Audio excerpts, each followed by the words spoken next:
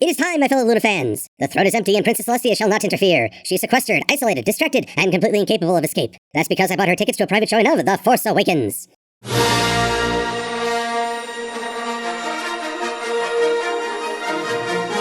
My plan is foolproof because it was made by a fool. While the Princess of the Sun is distracted, the Princess of the Night shall claim the throne. All for the measly cost of an entire movie theater. Oh yeah, my checkbook thanks you for helping shed the Christmas weight. You're like the entire retail industry wrapped in one hyper voice. And I seem to recall you being my inner fanboy. My love for Luna is so powerful that it warps space and time. I am prisoner to no mentality. More like you possess no mentality. That too. Princess, help a hippogriff out, would you? At last, my princess appears before me. Congratulate me, O great one, and tell me that I have served you well. Oh, hail Luna!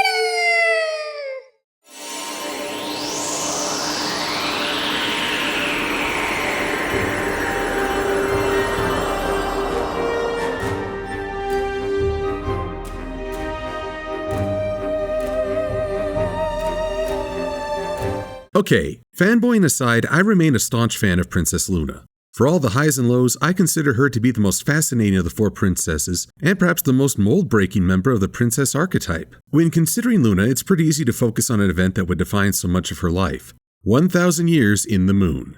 For a lot of fans, this was the biggest trait for Luna in the early season. In fact, it was the only trait for the first 2 seasons. After her return, Luna flat out disappeared. No follow-ups in Season 1 because apparently, Hasbro thought a character associated with the night would be too scary for kids. So what did they eventually do? Redesign her to look even more night-themed and be one who excels at scaring kids. Children, wait! Nay, children, wait! I shall never understand executives, and if I do, I shall know that I have gone mad. The funny thing is that this absence made the fans grow fonder. It gave room for imaginations to run wild and for fans to project their own feelings onto Luna. Anyone who has felt out of place or awkward can see some of themselves in Luna's struggles. Someone who has made past mistakes could understand the weight of those consequences. Arguably, the fandom's idea of Luna may have grown larger than the character herself, but that's a testament to both what the show can inspire as well as the fandom's imagination. There's also the argument that Luna's troubled past makes her unfit to rule. After all, we've had an episode where she lacks the social grace to interact with her subjects, and an episode where her own troubled thoughts endangered the world. I agree that Luna wouldn't do well by herself, but fortunately she doesn't have to, because she's one of 2 royal sisters. I've joked about the Lunar Republic, and I have to say it's inspired both awesome music and cosplays, but I think the idea behind it misses something important. Much like night and day, Luna and Celestia aren't complete without one another. One sister represents energy and vitality, mixed with knowledge gained from mistakes. The other is maturity and composure, and knowledge gained from a long life. I wish we could see these 2 play off one another more. We saw it a little in the Crystal Empire, where Luna wanted to intervene directly, but in the end Celestia's non-intervention won out. Just look at that scowl on Luna. She's not convinced. Luna's perhaps the one pony who could challenge Celestia's ideas and get her big sister to consider alternatives.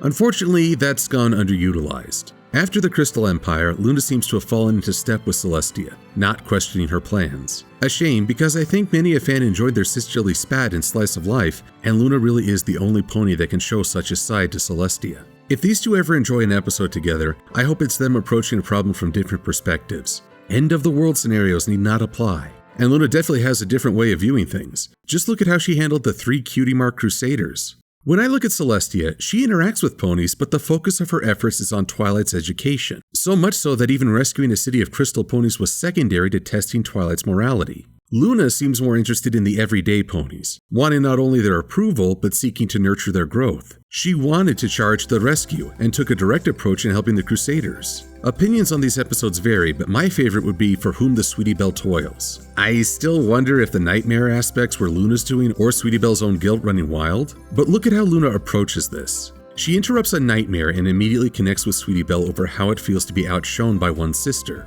She then gets Sweetie Belle to consider the past from alternate viewpoints. And when things are nearing their worst, there's Luna stepping in not to solve the problem for Sweetie Belle, but to give her what she needs to make things right. For me, this was Luna's strongest showing. Though that doesn't dismiss her helping Scootaloo admit her fears, or helping Apple Bloom see that she's not alone. Season 2 may have made Luna popular, but the past several seasons have made her stand out, especially compared to the aforementioned princesses. I know it sounds like I'm boosting Luna at the expense of the other 3 royals, but here's the contradiction. If you ask me to rank my favorite characters, Twilight Sparkle would be placed higher than Luna, yet in the princess role, I still place Luna at the forefront. So often it seems like the show wants to have it both ways. It wants to say that these princesses work hard and their roles are difficult, but it never shows that because hard work isn't marketable to children. So instead, the hard work takes place off-screen.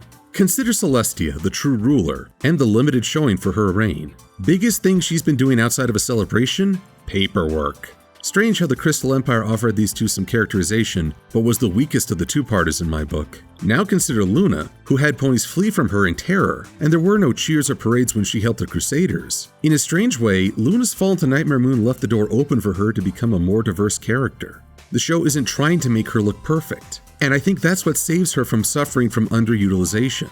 Luna doesn't enjoy a lot of screen time, but when she does, it matters. Out of all the princesses, she's had 5 standout episodes. Luna Eclipsed, Sleepless in Ponyville, For Whom the Sweetie Belle Toils, Bloom and Gloom, and Do Princesses Dream of Magic Sheep. Opinions on these episodes range far and wide, but many are dependent on Luna's presentation. But in each case, the episodes seem to invoke a strong fan response.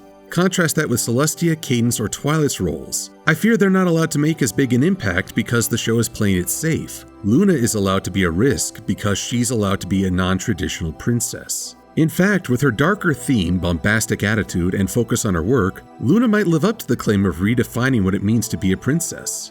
And I think that's why you stand out so much, O Princess. In terms of utilization, I think the show isn't exploring Luna's character or the other princesses as much as it could.